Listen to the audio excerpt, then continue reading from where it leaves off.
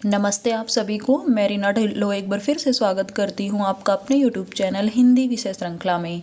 तो भी आज हम पढ़ने वाले हैं शोध के जो प्रकार हैं उनके अंतर्गत तर्क के आधार पर शोध के कितने प्रकार होते हैं वो।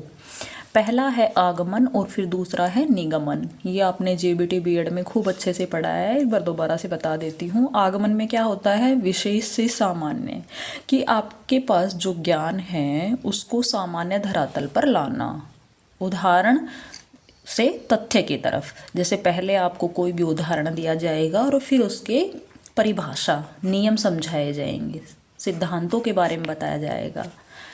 निगमन में क्या होता है, सामान्य से विशेष, सामान्य जानकारी दी जाएगी और उसके बाद में आपको विशेष जो स्पेशल चीज़ें हैं उनके बारे में। कैसे, जैसे पहले आपको परिभाषा पढ़ाई जाए और उसके बाद में उसके उदाहरण। जैसे आप संज्ञा का उदाहरण ले सकते हैं, पहले आपको संज्ञा की परिभाषा बताई जाए फिर उसके उदाहरण, ठीक है। जैसे राम श्याम, गंगा जमुना, ये सब निगमन में।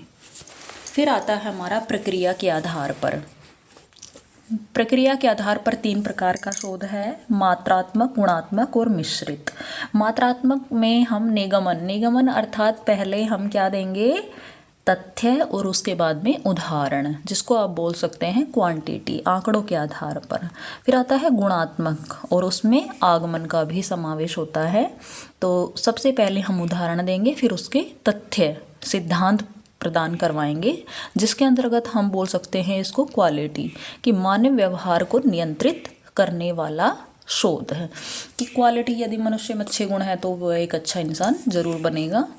और मिश्रित में दोनों, मात्रात्मक और गुणात्मक दोनों काम करते हैं।